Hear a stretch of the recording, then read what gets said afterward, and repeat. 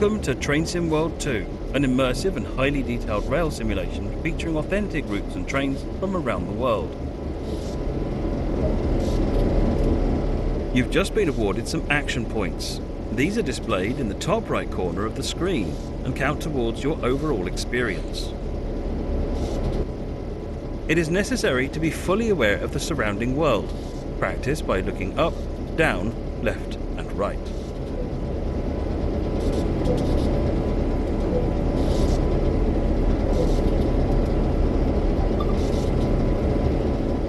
Besides operating trains, there are lots of requirements to navigate on foot. Try moving around now. This is one of many interactives to be discovered, but not all of them will be as easy to find as this one.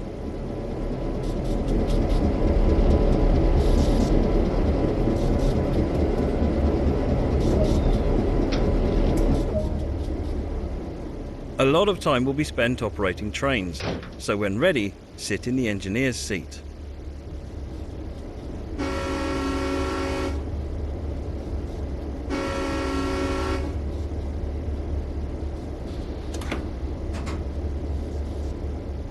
You can pause the experience at any point and review previous and current objectives. Check it out now and then return to the game when ready.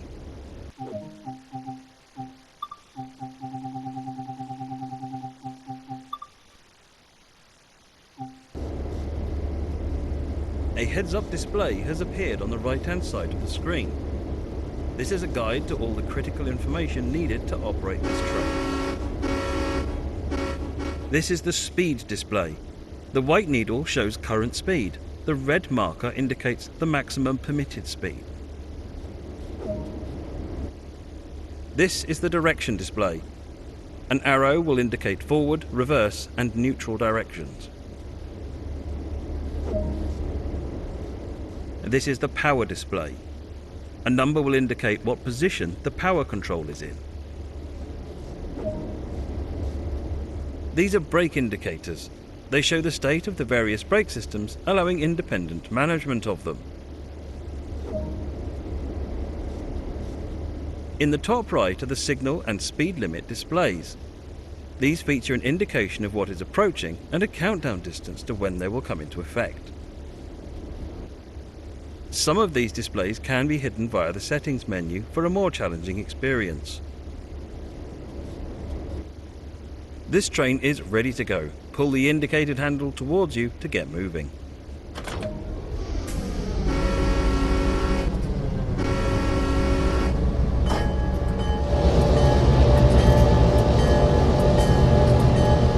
The Clinchfield Railroad is both an originator of coal tonnage and a bridge line for manifest freight traffic.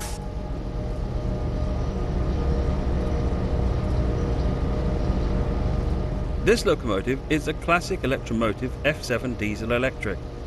The Clinchfield Railroad operates 24 of the cab-equipped A units and 20 of the booster B units.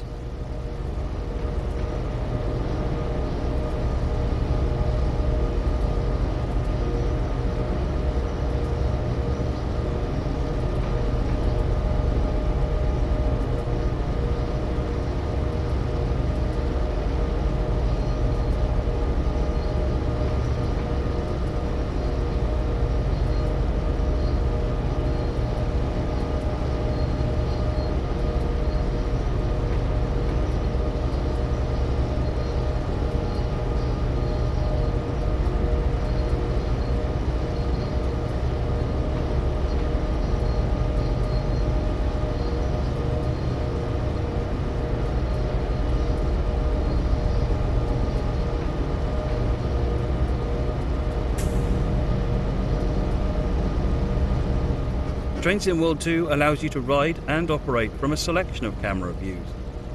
Let's take a look now while exploring this train.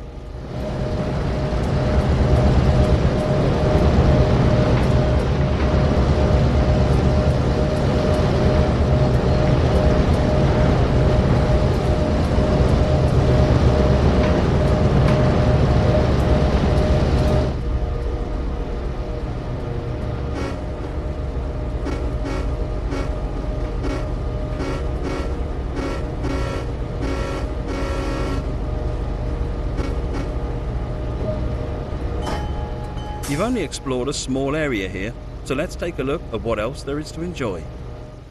Welcome to the Clinchfield Railroad. The Clinchfield is one of America's most famous and iconic railroads. Thanks to its rugged, remote, awe-inspiring scenery and tough mountain operations, the Clinchfield is often called the Rio Grande of the East.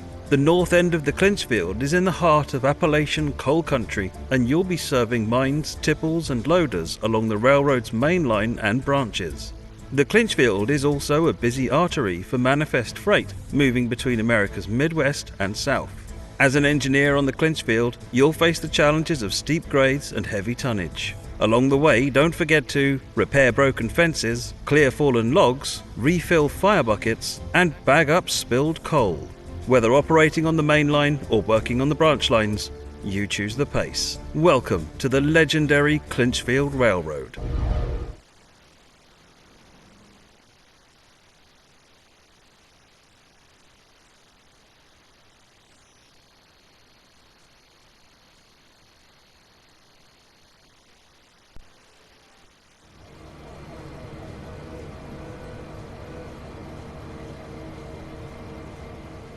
Welcome to Engineer Training. Here you'll be taken through the operation of a classic electromotive division F7 diesel-electric locomotive. During this brief introduction, we will go through the critical locomotive controls and freight operations. When you're ready, climb aboard to get started.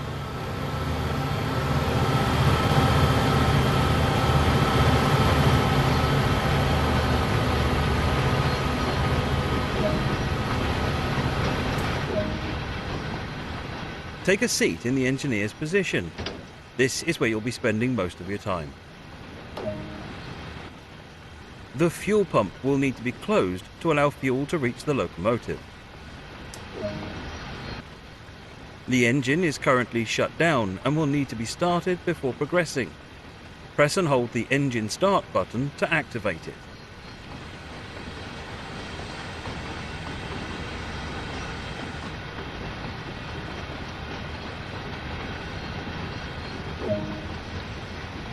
The isolation valve is currently in the start position. Use the indicated control to set the isolation valve to the run position.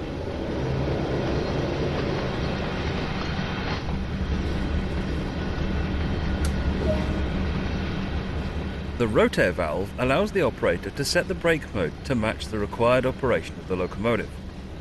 For the lead locomotive of a long train, use the freight setting. For the lead locomotive of a shorter train, use the passenger setting.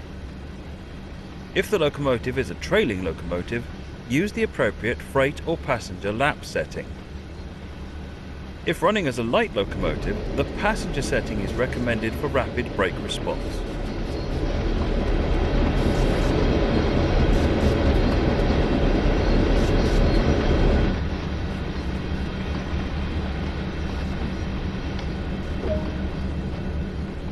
The reverser determines the direction of travel.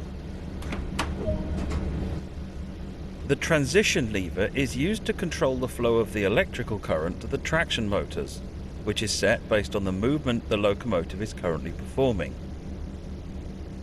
As we are performing switching duties around a yard, we will need to set the control to series parallel shunt. Do this now by using the indicated lever.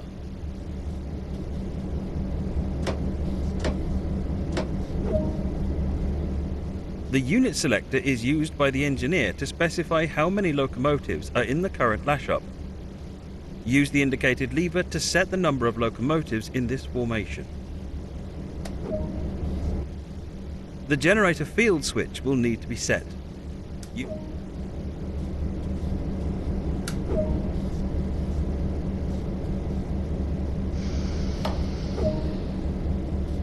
For this introduction, we will be performing switching duties and handling the loading of hoppers. You are now ready for service. Using the throttle, apply a small amount of power to get moving.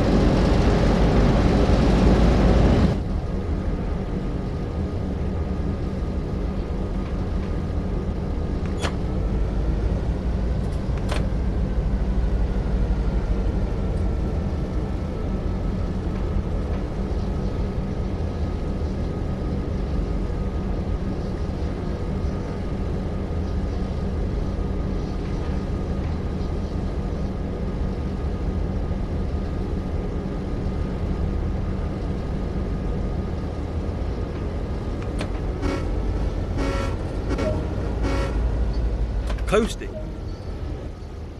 Keeping to speed limits is important. If you begin overspeeding, apply a small amount of brake by moving the handle into the braking range.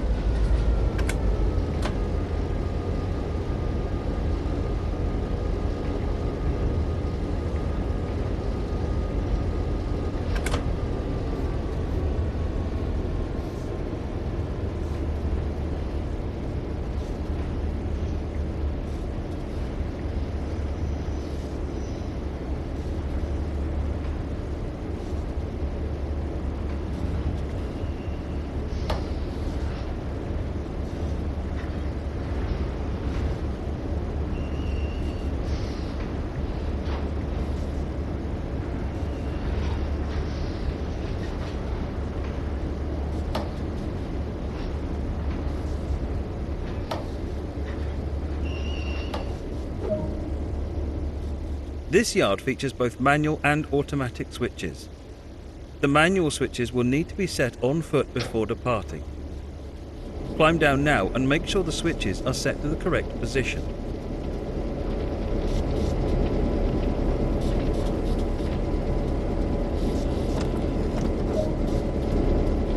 The hoppers are in front of us. You will need to approach them slowly to safely couple and avoid a potential derailment.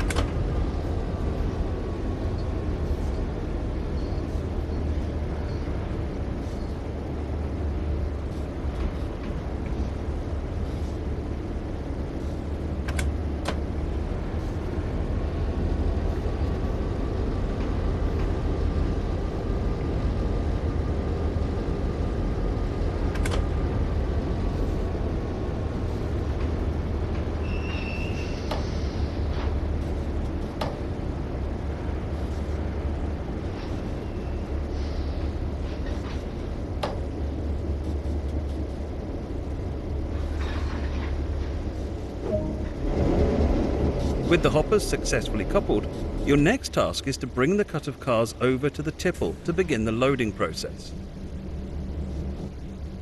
When loading hoppers, you need to keep to a slow and controlled speed to allow the loader to correctly and safely load the hoppers. Apply a small amount of power to start moving and then adjust the throttle back to the idle position once you're travelling at no more than 3 miles per hour.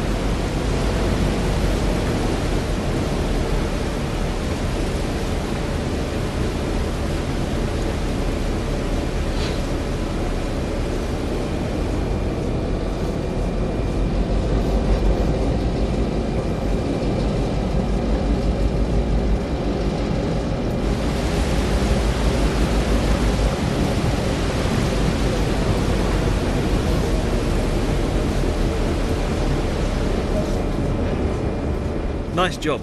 The hoppers are now loaded. Your final task is to couple this cut of cars to the waiting train.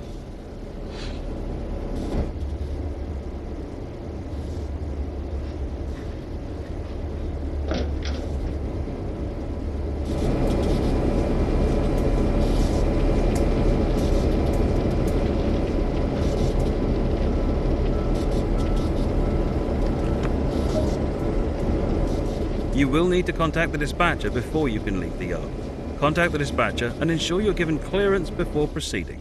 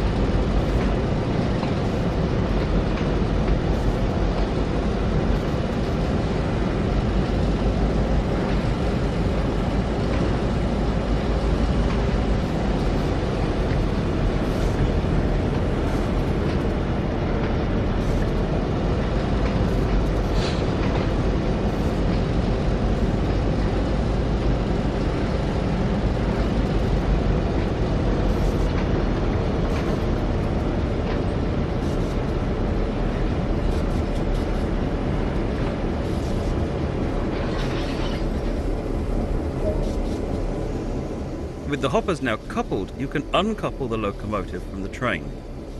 Use the cut bar on the rear hopper to uncouple the hoppers from this locomotive.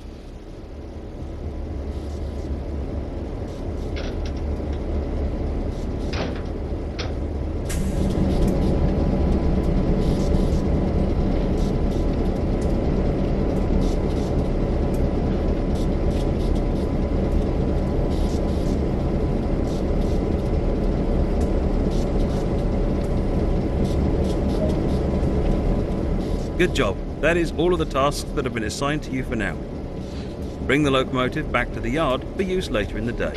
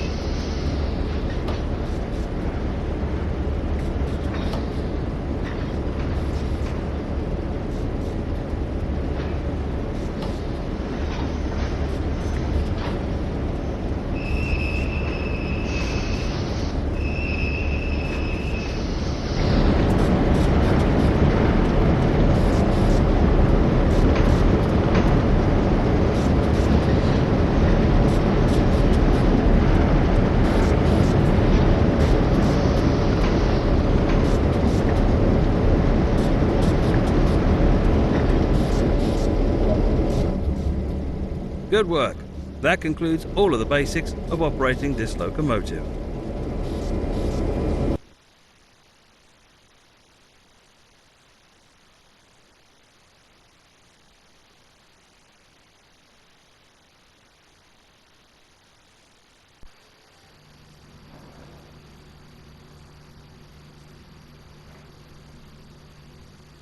Welcome to Engineer Training. Here you'll be taken through the operation of an Electromotive Division SD40 diesel-electric locomotive. During this brief introduction, we will go through the critical locomotive controls and refueling of the locomotive. When you're ready, climb aboard to get started.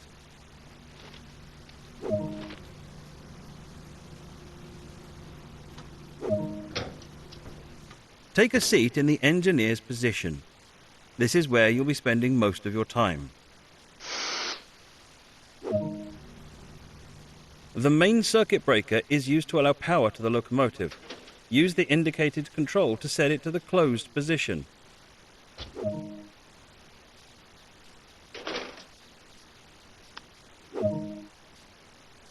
The engine will first need to be primed to start the locomotive. Use the indicated switch and hold it in the prime position for 10 seconds.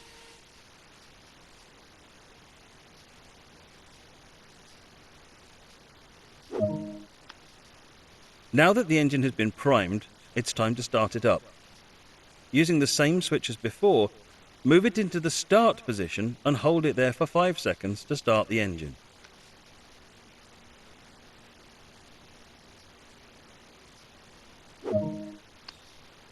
With the engine now running, set the isolation switch to the run position. Nice work! The locomotive is now ready for operation. This locomotive has 3 brake systems. The automatic brake controls the brakes on the locomotive and all the cars in the consist. The independent brake is used to control only the locomotive's brakes and is primarily used when running light. The dynamic brake is used to help control the train's speed when operating on mainline and branch line grades. As we are running light loco, we will use the independent brake to control our speed. Now move the automatic brake lever into the release position.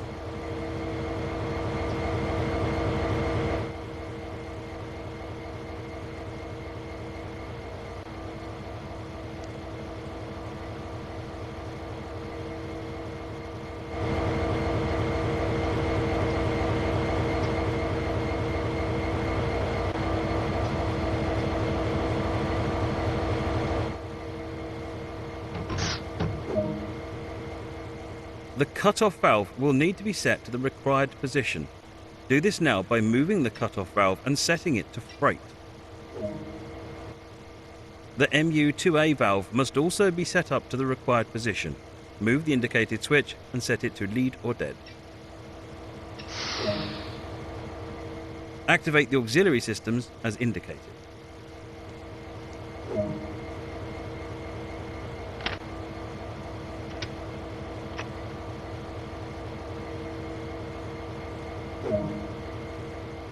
The reverser is used to determine the direction of travel.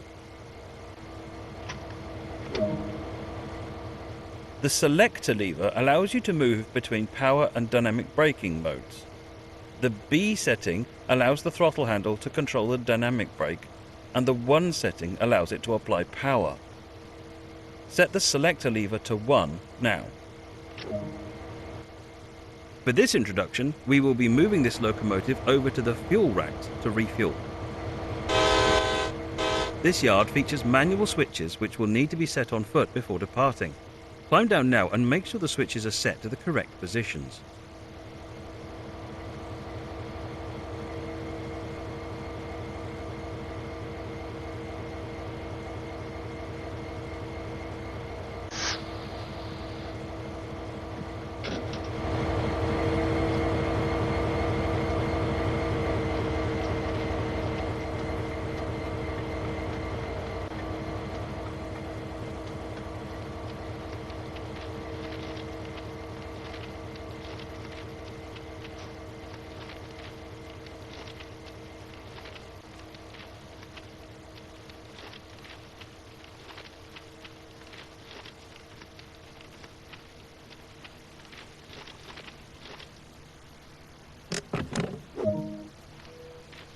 This locomotive is now ready for service. Use the throttle and apply a small amount of power to get moving.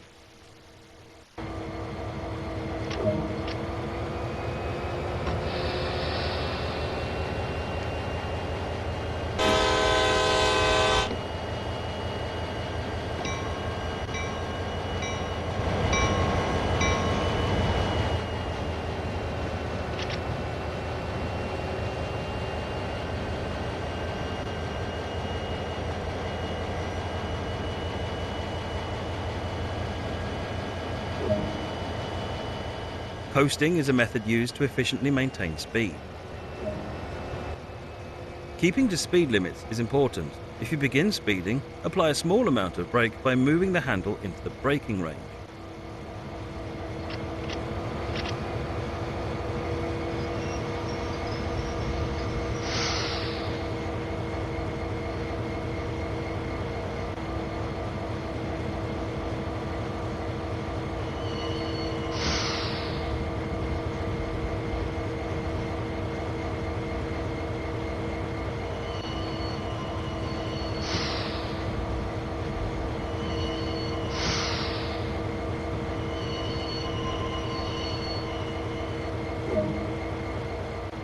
The refueling point is behind us.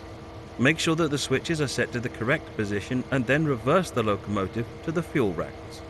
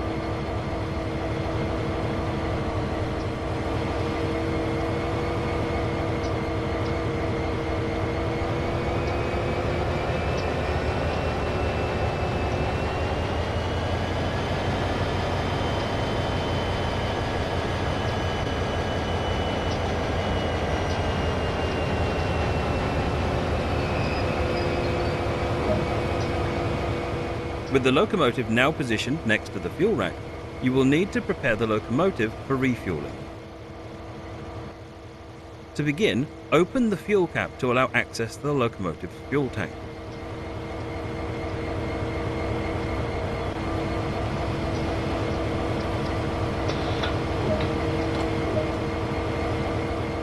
With the hose now inserted into the tank, you can begin refueling. Use the indicator.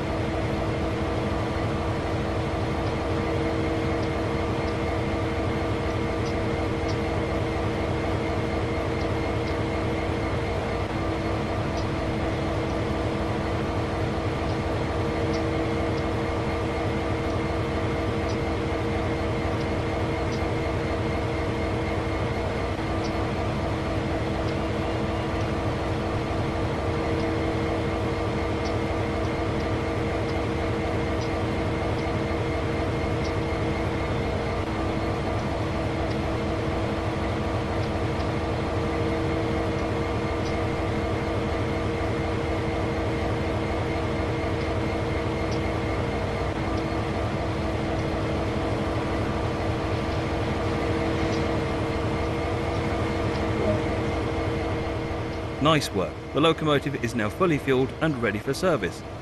Return the hose back to the fuel rack and reattach the fuel cap to finish the job.